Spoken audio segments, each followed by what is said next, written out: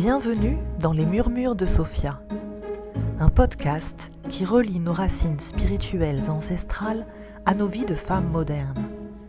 Que tu sois mère, fille ou grand-mère, une femme accomplie ou en devenir, il existe un savoir qui ne s'apprend pas mais qui se transmet dans la sororité, la tendresse, le soutien et le respect du vivant. Je suis Gwenaëlle. J'accompagne les femmes sensibles à éveiller leur puissance essentielle à travers la métamorphose sacrée. Cet espace est un fil d'or qui transmute le réel avec clarté et profondeur. Entre avec moi dans ce cercle.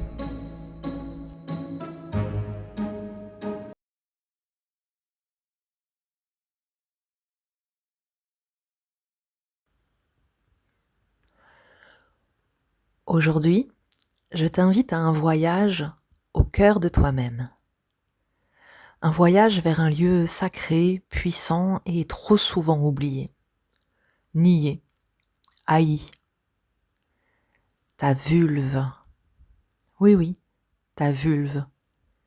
Ce centre de vie, de création, de plaisir et de sagesse. Ce lieu où Sophia murmure le plus fort. J'ai décidé de parler de la vulve, de sa symbolique spirituelle et de sa puissance de métamorphose. Imagine une porte entre deux jardins. D'un côté, le monde tangible et de l'autre, l'invisible. Ta vulve, c'est cette porte. Et aujourd'hui, on va l'apprendre à l'ouvrir avec respect.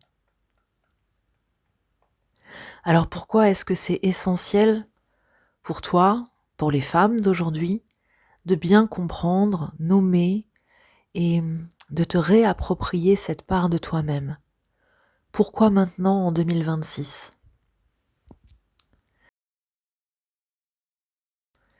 Tu vois, le féminin sacré tel qu'il est transmis et enseigné n'est pas vraiment sacré en soi. Et il se concentre surtout beaucoup sur l'utérus, sur la fonction de fécondation. On a beaucoup de pratiques qui nous sont enseignées comme les œufs de jade ou les œufs de yoni qui se concentrent exclusivement sur le vagin. Beaucoup de pratiques sur le périnée. Mais la vulve, eh bien, il faut dire qu'on la nomme rarement par son nom. Et ça, déjà, c'est un problème. C'est le signe que quelque chose ne va pas, que quelque chose a été oublié. Et avant même de parler de procréation ou d'actes sexuels, il faut se rappeler que la vulve, c'est avant tout une membrane, un passage entre le monde tangible et le monde sacré. Et depuis l'Antiquité, il y avait énormément de rites, de rituels autour du féminin et autour de la vulve, et ce sont des savoirs que l'on a totalement oubliés. Et aujourd'hui, toi qui chemines et qui as envie de vivre une vie spirituelle, incarnée, en lien avec ta vie de femme moderne, tu ne peux pas faire l'économie de connaître ta vulve. Quand tu chemines avec elle, puisque c'est une antenne, puisqu'elle est extrêmement sensible, eh bien, cela te permet de mieux capter le monde qui t'entoure. Et au-delà de ça, se la réapproprier, la comprendre, l'intégrer, c'est aussi pouvoir t'asseoir, sans mauvais jeu de mots, sur ton trône.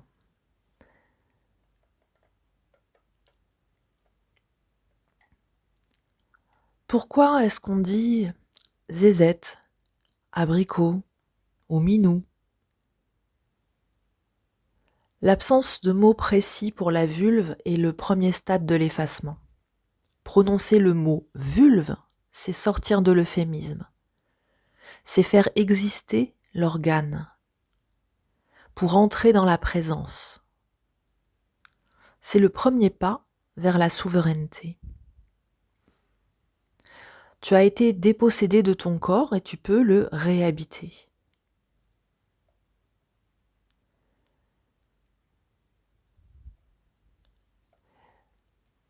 Parce que nous ne pouvons pas habiter un lieu dont nous avons perdu le nom. Alors vulve, c'est dérivé du mot latin vulva, qui signifie matrice. Cette partie du corps féminin était vénérée par de nombreux peuples de la préhistoire et de l'Antiquité. On a découvert de nombreuses statuettes, de nombreux dessins, des bas-reliefs de femmes avec des vulves très expressives, des vulves exagérément grandes et ouvertes. Par exemple, sur les territoires celtes, notamment du nord de l'Europe, il y avait cette figure que l'on appelle la Sheela na dig, la déesse aux jambes écartées.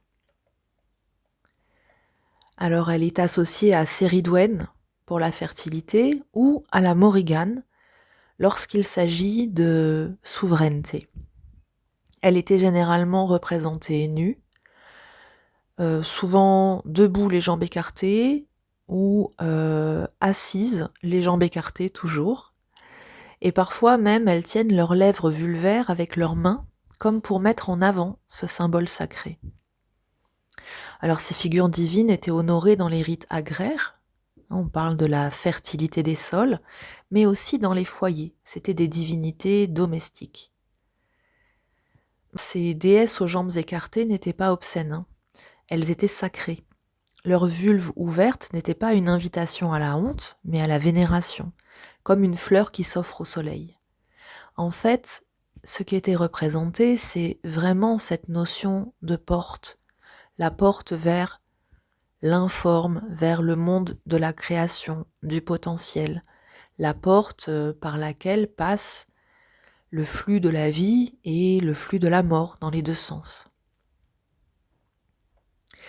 Les Bambaras, qui est un peuple mandingue d'Afrique de l'Ouest, eux, ils l'appelaient la grande jolie mère. Et pour eux, c'était un symbole d'ouverture aux richesses secrètes, aux connaissances cachées. Et donc pendant très longtemps, on a vénéré cette partie du corps féminin. Et puis, quelque chose s'est brisé.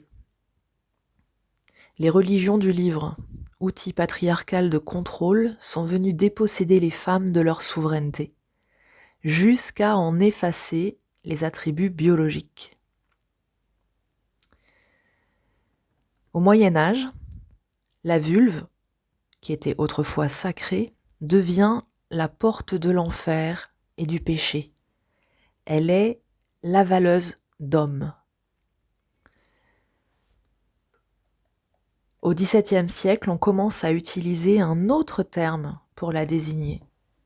On utilise le terme pudenda membra, le membre dont il faut avoir honte. À noter par ailleurs que il existe un autre terme pour désigner la verge qui était le pudenda vers je ne sais plus comment, mais le sexe d'une façon générale a été quelque chose de honteux à cette période-là. Et donc les manuels d'anatomie, édition après édition, font disparaître certaines parties de la vulve, dont notamment le clitoris. Freud, ce cher Sigmund, décrète que le plaisir adulte est vaginal, et il coupe comme ça les femmes de leurs propres racines nerveuses. Ce qui est une aberration, c'est un contresens physiologique intégral qui a servi de socle à l'aliénation du plaisir féminin. Alors pendant très longtemps, le féminin avait été sacralisé, mis à l'honneur, et on en trouve d'ailleurs des traces dans des textes très anciens, dans certains évangiles apocryphes, où on parle notamment de Marie-Madeleine, comme d'une femme que l'on respectait, qui est honorable. Il y a certains textes qui datent du 1er, du 2e siècle, qui abordent la notion de la sexualité féminine et de son rôle sacré. Mais petit à petit, ces figures féminines ont été écartées. Elles ont été reléguées au rang de prostituées, comme pour effacer leur sagesse, mais surtout pour effacer leur puissance. Et donc bien sûr qu'on est en colère, mais cette colère ne doit pas embraser le grand feu de la colère, mais plutôt être un sursaut, un réveil, un levier de guérison intérieure.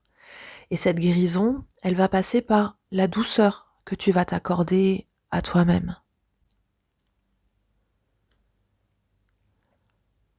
Alors cette violence contre le sexe féminin, contre la vulve, elle s'exprime encore aujourd'hui, jusque dans notre quotidien.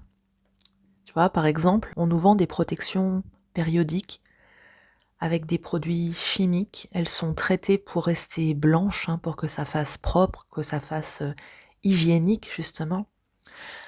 Alors que la vulve, c'est un ensemble de muqueuses qui sont aussi fragiles que l'intérieur de ta bouche. Ces muqueuses, ce sont des portes directes avec ton sang. Et en fait, là, c'est un empoisonnement par le sexe. Et réclamer le respect de cette zone, c'est refuser cet empoisonnement. Un autre exemple, on te vend des sous-vêtements très jolis, mais qui ne respectent pas du tout ton anatomie. Pour respecter ta vulve, moi je te conseille de prendre des culottes une taille au-dessus de ta taille, pour plus de confort, sans que ça perde nécessairement en esthétique. Et puis de choisir aussi des sous-vêtements avec l'empattement du bas plutôt large et plutôt doux en coton, naturel si possible, de façon à laisser respirer ta vulve, qu'elle ne soit pas trop comprimée, qu'elle ne soit pas irritée par des coutures, par des dentelles. Cette violence, elle est là encore énormément dans beaucoup de parties du monde. Ici, en France, bien sûr que on commence de plus en plus à parler de ce respect, à réintégrer cette féminité dans notre quotidien. Mais dans certaines cultures, tu vois, on excise cette partie du corps pour effacer son pouvoir. Toutes les 7 secondes, une femme ou une jeune fille est mutilée. Aujourd'hui, à travers le monde, c'est plus de 230 millions de femmes qui sont ainsi mutilées. Ça aussi, ça met en colère. Pourquoi on fait ça ? Pourquoi est-ce que y a tellement de choses qui ne vont pas dans le même sens que juste la présence féminine et son autorisation à exister ? Parce qu'une femme qui connaît son corps, une femme qui connaît son plaisir, c'est une femme qu'on ne peut plus contrôler. Une femme qui sait qu'elle est souveraine. Alors toi, qui es une femme, eh bien voilà, on a réduit ta puissance à un silence. Mais aujourd'hui, nous brisons ce sortilège. Nommer ta vulve par son vrai nom, c'est ton premier acte de souveraineté. Alors je sais que t'as pas forcément eu l'habitude, que même on peut être intimidé de l'utiliser, ce mot, on n'est pas très à l'aise avec ça. Mais en prononçant ce mot avec fierté, tu sors de l'euphémisme pour entrer dans la présence. Tu réclames ton droit d'exister dans la chair. C'est ta vulve, c'est ta fleur de terre.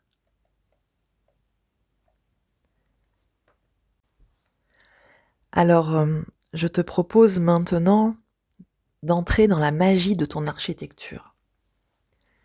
Et on commence par le commencement. Est-ce que tu connais vraiment ton anatomie ? Pas celle qu'on t'a enseignée à l'école, mais celle qu'on t'a cachée. Pas celle qu'on t'a décrite comme honteuse ou sale, mais celle qui est sacrée. Ta vulve, c'est bien plus que ce que tu vois. C'est un territoire sacré, intime, unique. Elle comprend les grandes lèvres, ses gardiennes, ses protectrices, les petites lèvres qui sont uniques, comme une empreinte digitale, aucune ne se ressemble. Le clitoris, ce joyau de 8000 terminaisons nerveuses, conçu uniquement pour le plaisir, pas forcément, c'est ce qu'on va voir après. L'entrée du vagin, cette porte qui peut accueillir la vie ou le plaisir. Et le périnée, ce muscle puissant qui est le soutien de ton énergie vitale. Il est comme le plancher de ta maison. Ta vulve, c'est l'antenne de ta vitalité. Et au sol, ton périnée, c'est le plancher. Si ce plancher est percé par la honte ou l'oubli, ton énergie s'épuise. Alors apprends à regarder ton paysage. L'odeur de terre humide, la texture de tes lèvres qui évolue avec l'âge, c'est ta signature unique. C'est une géographie de l'intime très personnelle, très unique. Les lèvres, par exemple, aucune femme n'a la même forme ni la même couleur de lèvres qu'une autre femme. C'est parfaitement personnel. Il n'y a pas de critères. Et puis en plus, les lèvres, elles ont une forme, une taille, une densité qui change avec le temps, avec les épisodes de la vie. Elles sont parfois asymétriques. Et d'ailleurs, je dois te dire que les petites lèvres sont parfois plus grandes que les grandes lèvres. Ce n'est pas une erreur de la nature. Si c'est une particularité que tu as, tu n'es pas mal fichu. C'est juste comme ça. Ce n'est pas un défaut, c'est ta signature, c'est ton paysage. En fonction des épisodes de ta vie, d'avoir eu des enfants, d'arriver à un stade de ménopause, d'avoir des règles acycliques et un peu douloureuses, eh bien en effet, le sang qui afflue dans cette partie de ton corps, eh bien il n'afflue pas de la même façon. Et c'est normal. Et puis ta vulve, elle a une odeur. Et cette odeur, elle est très personnelle. Alors c'est vrai que on nous dit souvent que on emploie parfois des expressions qui sont pas très agréables. On dit que ça sent la moule, la marée basse ou peu importe. N'écoute pas ça. L'odeur de ta vulve, elle est musquée. Elle ressemble un peu à l'odeur de la terre. Et puis, en fonction de la période dans laquelle tu es dans ton cycle, tu n'as pas la même odeur. Parfois, ça sent plus fort, parfois, ça ne sent rien du tout. Alors, je sais bien qu'on essaye de te vendre des déodorants exprès pour cette zone-là, mais surtout, n'en prends pas. C'est ta signature. Tu vois, cette odeur, c'est l'odeur de la vie. On n'a pas besoin de désodoriser la vie. Et par rapport à l'apparence physique de ton sexe, c'est vrai que pendant très très longtemps, on a présenté des femmes nues avec des vulves photoshopées. Tu sais, tous les magazines de photos où on montre ces femmes dans des positions lascives, les jambes écartées, en fait, ce n'est pas la vérité. Mais beaucoup de femmes se sont construites avec cette image que ta vulve, elle doit ressembler à ça. Mais en fait, tu crois que tu dois ressembler à quelque chose qui n'existe pas du tout. Mais ça va quand même très loin parce que aujourd'hui, certaines femmes se font faire des reconstructions esthétiques. On appelle ça des nymphoplasties ou des labioplasties, où on va par exemple aller retravailler la forme des lèvres. On va aller les repulper, les regonfler. On peut même faire des injections d'acide hyaluronique. Alors évidemment, chacun fait strictement comme il le sent, comme il se sent avec son corps. Il n'y a pas de jugement là-dessus. N'empêche que si dès le départ, on avait expliqué à toutes ces femmes que leur sexe, il était magnifique, qu'il ressemblait à une fleur unique, et que bien sûr, la forme de cette fleur avec le temps, elle allait évoluer, peut-être qu'elle n'aurait pas besoin de recourir à ces chirurgies. Donc il n'existe pas une seule forme de vulve, mais plutôt une pluralité d'expressions qui évoluent avec l'âge et avec les événements. Et je voudrais profiter de cet épisode pour te parler un petit peu plus du clitoris, ce grand oublié des planches anatomiques et des manuels scolaires. D'ailleurs, je dois préciser qu'il n'est réapparu dans les manuels scolaires qu'en 2017. Oui, oui, tu as bien entendu. Ça fait même pas 10 ans.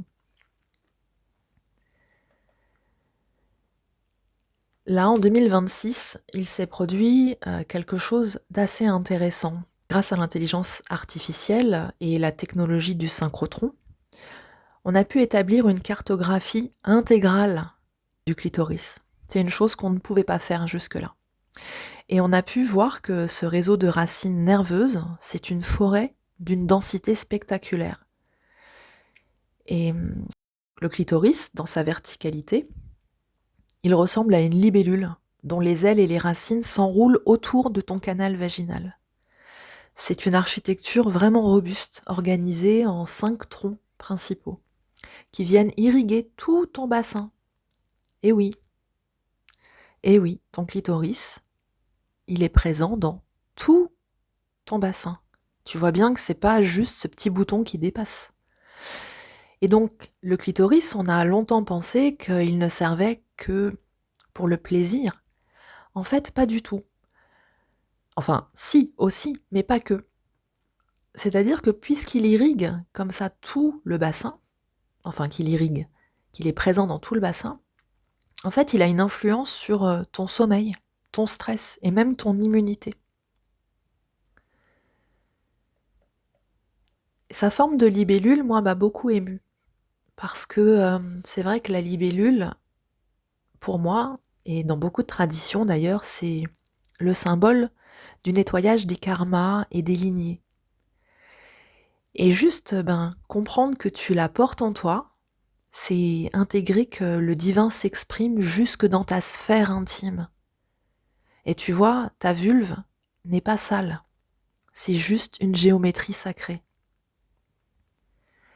Cette libellule en toi, c'est le symbole de la métamorphose. Comme elle, tu as le pouvoir de nettoyer les karmas de tes lignées et de renaître encore et encore. Et notamment si tu as eu des épisodes un petit peu compliqués dans ta sexualité, cette libellule t'aide à rentrer dans la résilience, dans la guérison, dans le nettoyage. Alors je disais tout à l'heure que ta vulve, c'est une antenne. Mais si cette antenne, elle est brouillée par la honte, tu ne captes plus les signaux de ta vie. Tu perds le contact avec tes désirs et même tes limites. Et c'est là que le corps parle. L'inflammation ou l'irritation raconte souvent un conflit, un traumatisme ou une limite qu'on n'a pas osé poser. Écouter sa vulve, en soi, eh bien, c'est écouter sa vérité. Bon, maintenant qu'on a parlé du corps, de l'architecture, du territoire, de la matière, on va monter un petit peu vers le symbole. Dans la cosmologie gnostique, Sophia, c'est la matrice divine. Elle est celle qui enfante le monde par son désir de manifester le divin. Et ta vulve, c'est le reflet de cette matrice. En fait, ta vulve, elle est une mandorle. Cet espace en forme d'amande que l'on retrouve dans l'art sacré. Et cette mandorle, elle marque le passage de l'humain au divin. Tu vois, la mandorle, par exemple, on la retrouve également dans les tarots, dans la carte du monde, où on a cette jeune femme nue, entourée d'une structure en forme d'amande. Cette amande, qu'on appelle la mandorle, on va la retrouver beaucoup dans l'iconographie sacrée. Donc en l'honorant, tu honores la mère Terre, cet utérus cosmique dont nous sommes toutes issues. Elle est un centre d'énergie puissant qui permet l'alliance entre la Terre et l'Esprit. Ta vulve, c'est un portail qui protège l'utérus. Alors je dois dire ici tu vois, tu m'entends parler d'utérus cosmique, de procréation, de création, mais peu importe l'âge que tu as, peu importe que tu aies un utérus, que tu n'en aies plus ou que tu n'en aies pas, l'utérus, ce n'est pas qu'un organe de reproduction. Tu vois, il existe toujours dans sa version énergétique. Et moi, je l'appelle le chaudron.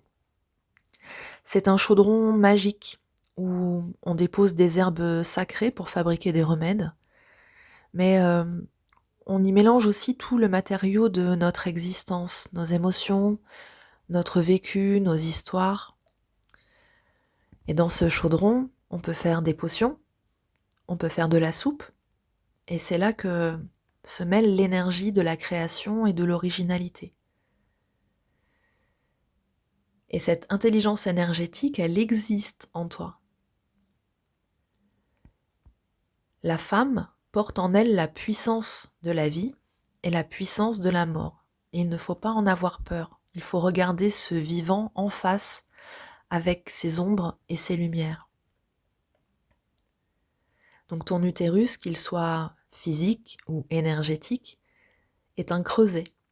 Et toi, tu es l'alchimiste.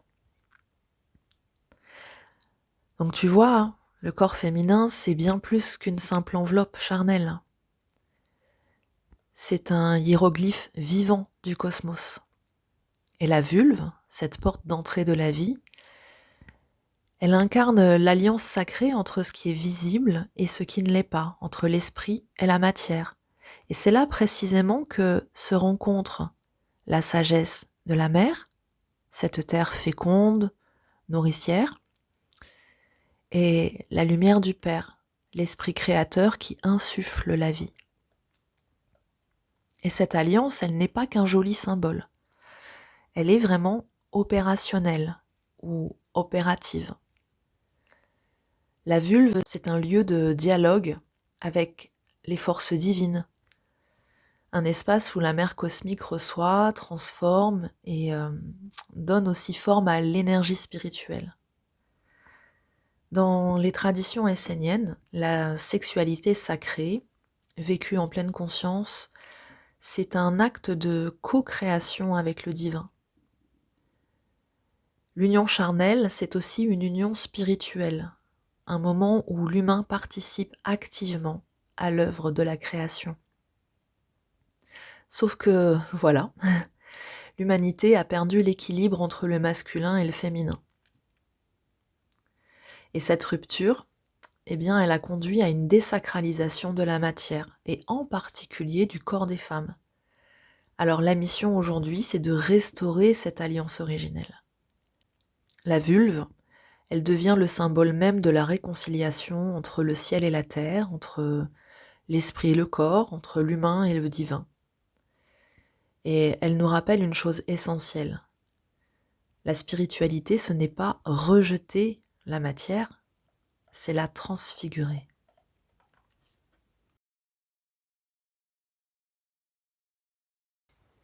Alors on va passer à la pratique maintenant.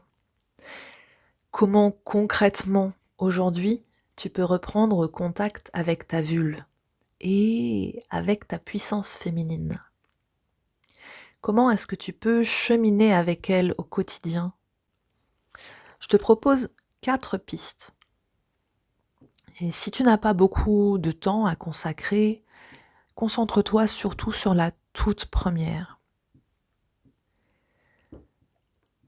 La première piste, le premier rituel, c'est l'onction, le massage à l'huile. Alors tu peux te procurer une huile naturelle et l'idée c'est de venir enduire ta vulve avec de l'huile. Donc tu t'allonges sur le dos, tu écartes les jambes et tu viens délicatement enduire ta vulve. Tu masses ton arbre avec amour, sans but sexuel. C'est juste pour lui offrir de la lumière. Cette huile, moi je t'invite à la choisir de façon à ce qu'elle résonne avec toi. Choisis une huile avec laquelle tu te sens en vibration, une huile qui évoque pour toi le féminin. L'idée, c'est de retrouver la douceur du contact avec toi-même. Donc par exemple, tu peux choisir de l'huile de coco. L'huile de coco, elle est apaisante, émolliente, anti-inflammatoire, antibactérienne. Elle va protéger tes muqueuses et elle va t'inviter à la tendresse. D'ailleurs, ça peut faire partie d'une routine d'hygiène tout à fait quotidienne. Tu peux choisir aussi de l'huile de grenade. Elle est antioxydante, régénérante, astringente. Et tu sais, c'était l'huile qu'utilisaient les reines d'Égypte. Et cette huile de grenade, elle va te permettre de restaurer ta souveraineté et ton feu sacré. L'huile d'amande douce, elle est nourrissante, elle est adoucissante, elle est cicatrisante si tu as des petites lésions.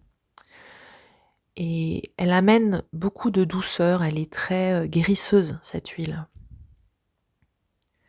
Tu as l'huile de rose, qui est l'huile du féminin sacré, par essence. Elle est très équilibrante, elle est très apaisante et elle va te permettre de te réconcilier avec tendresse avec ton féminin sacré. L'huile d'argan, elle est plutôt réparatrice, elle est nutritive, très protectrice. Elle, c'est une huile qui va amener de la résilience, de la ténacité, tu vois. Elle amène quelque chose de très très précieux dans le contact. L'huile d'abricot, elle est légère, elle est revitalisante, c'est une huile très jeune, très solaire. Et elle te remet en contact avec ta réceptivité. Et quand tu la mets, en fait, c'est un petit peu comme si tu t'enduisais de lumière dorée. Alors, si tu cherches à te réancrer, le sésame est ton allié.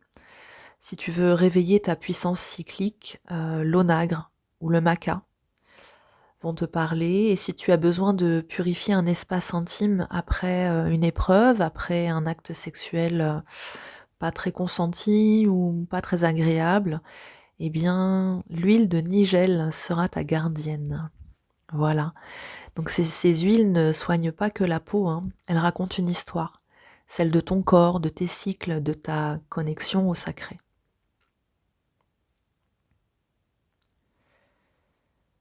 La deuxième clé que je te propose pour reprendre contact avec ta vulve, c'est la clé de la nudité. Offrir ta vulve au vent, aux éléments. C'est quelque chose que tu peux faire chez toi, bien sûr, mais aussi que tu peux faire à l'extérieur, en pleine nature, sur la plage, si tu as un jardin. L'idée, c'est de pouvoir offrir ta vulnérabilité à l'air et au soleil et te permettre de ressentir autrement avec ce capteur que tu n'as pas du tout l'habitude d'utiliser.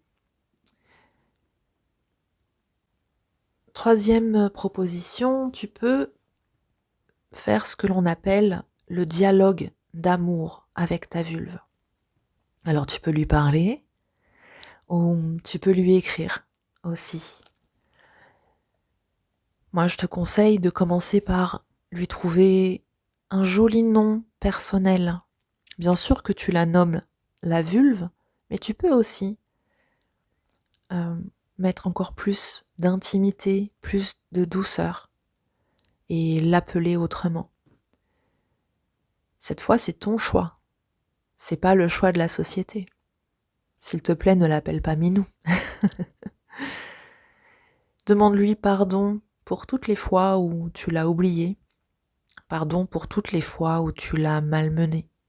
Pour toutes les fois où tu ne l'as pas entendu, écouté, respecté, honoré.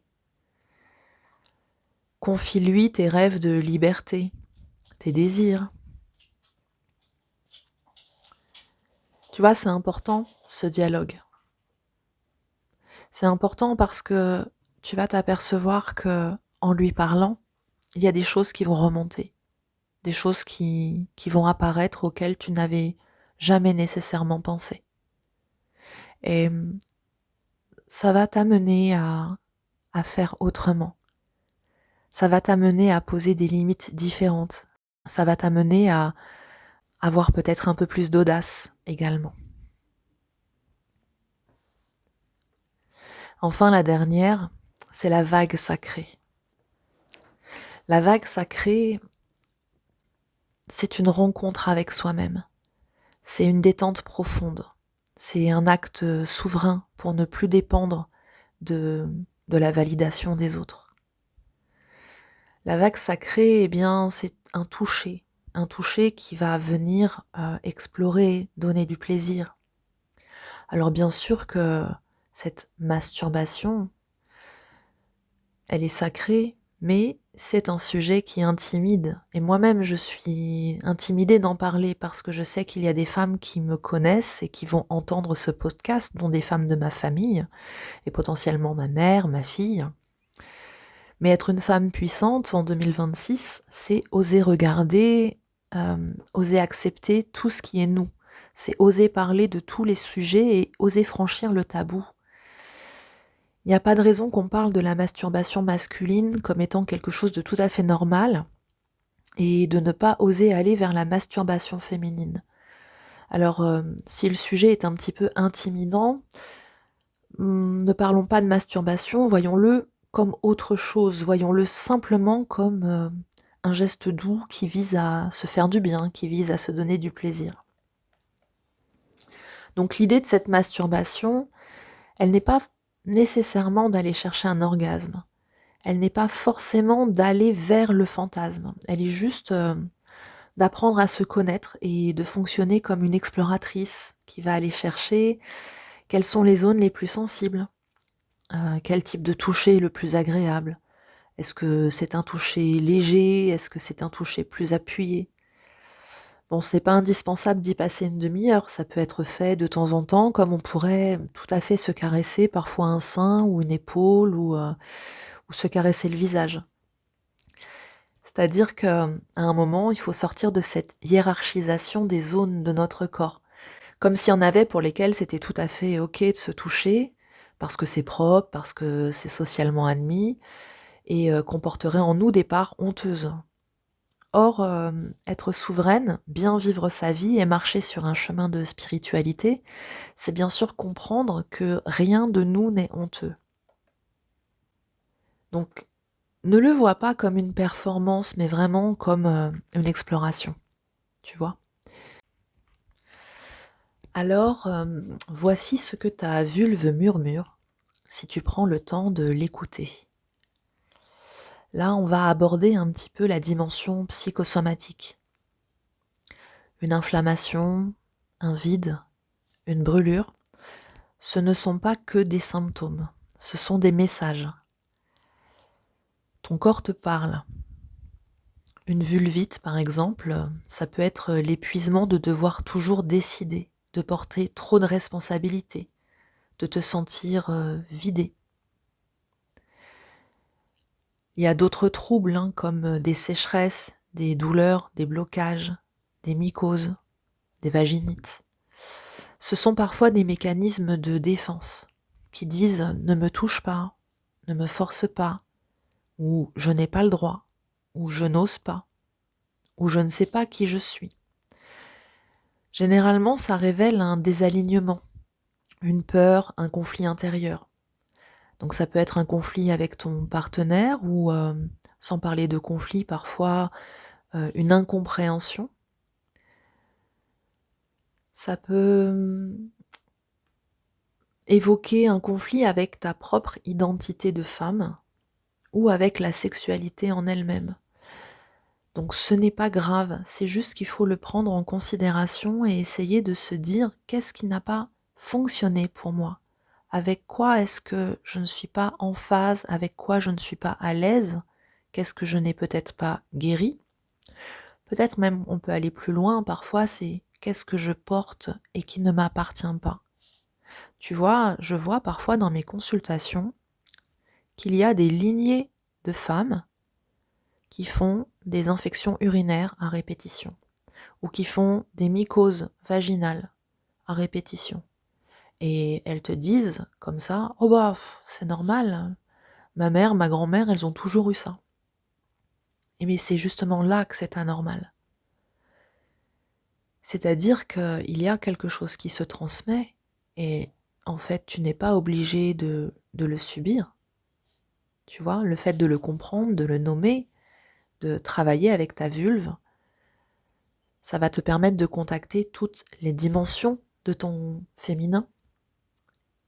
Et dans ces dimensions, il y a aussi celle de ta lignée, de tes racines avec la mer, de tes racines avec la terre, de tes racines avec toi-même et de tes racines ancestrales.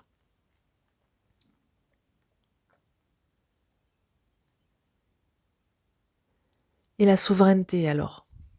Réhabiliter sa vulve, la réhabiter, la réintégrer, c'est arrêter d'être une consommatrice de ta vie pour en devenir la gardienne. Et notamment, tu vois, quand tu es tout à fait à l'aise avec ça, quand tu connais parfaitement cette zone, que tu oses la nommer, la toucher, eh bien en fait, tu es tout à fait autonome tout au long de ton parcours de femme pour savoir comment retrouver l'équilibre. Parce que peu importe ce que tu vis, dans une vie de femme, il peut se passer plein d'épisodes différents, plein de formes de sexualité. Il peut y avoir des conceptions d'enfants, il peut y avoir des pertes d'enfants, des accouchements, et puis ensuite des périodes qui sont le passage obligé, hein, la périménopause, la ménopause. Tout ça, ça vient créer des déséquilibres complètement dans ton féminin. Ça vient créer des déséquilibres aussi dans ta biologie, dans tes hormones. Et ta sexualité, au milieu de tout ça, elle s'en retrouve très bousculée parfois. Mais si tu sais toucher ta vulve avec conscience, si tu sais l'écouter avec respect, si tu lui laisses une place, si tu sais la réintégrer comme étant un territoire euh, qui te permet de naviguer, en fait, tu peux complètement retrouver ta posture d'équilibre à chaque instant. Tu vois, c'est essentiel. Je reviens sur ce que j'ai dit au tout début, quand je parle de s'asseoir sur son trône. Eh bien, en effet, on est constamment assise sur notre vulve. Ou en tout cas, elle n'est pas très loin du plancher pelvien. Et quand on est en équilibre sur sa vulve, qu'on aborde le monde à partir de ce centre d'énergie, qui est un centre vital très puissant, très palpitant, eh bien la vie a une coloration différente quand même. Il y a des choses qui sont plus faciles, notamment au niveau relationnel, même si certaines personnes n'apprécieront pas de vous voir rayonner avec autant de puissance, mais ça, c'est leur problème, ça leur appartient. Donc assieds-toi sur ton trône. Alors moi, je marche sur ce fil avec toi, et je suis quelqu'un de pudique, pourtant je sais à quel point ce message est vital. Tu vois, moi j'aime nager nue à la mer. J'aime laisser ma peau respirer sous le vent, le soleil, parce que c'est là, dans cette liberté, que je me sens vivante. Parce que la spiritualité, aujourd'hui, on nous la transmet souvent comme une connaissance à accumuler, une quête intellectuelle. Tu vois, c'est une forme de verticalité, mais qui est un petit peu hiérarchique et qui est très très mentale. Mais moi, en fait, j'ai envie de te proposer l'inverse, c'est-à-dire partir de ton corps pour comprendre comment le divin s'y exprime. Rien de toi n'est honteux, hein. Tu es une unité parfaite. Et donc cette nudité qui peut t'accompagner dans le quotidien, tu n'es pas obligé d'être dans une forme d'exhibitionnisme. Moi, je ne m'exhibe jamais, je fais toujours quand je suis seule, généralement. Mais ça, c'est quelque chose qui t'appartient, tu vois, et qui va t'accompagner. Alors la prochaine fois que tu poseras la main sur ta vulve, souviens-toi, quand tu fais ça, tu touches à la fois le ciel et la terre. Et cette alliance-là, personne ne peut te l'enlever.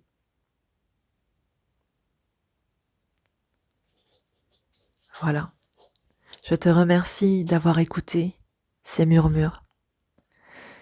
Ce podcast, c'est un fil d'or qui nous relie. Tu es la fleur, tu es la racine, tu es la terre. Incarne ce savoir, fais-le descendre de ton intellect vers tes hanches et ensemble, eh bien, dansons la métamorphose sacrée. À la semaine prochaine pour un nouveau murmure. Prends soin de toi.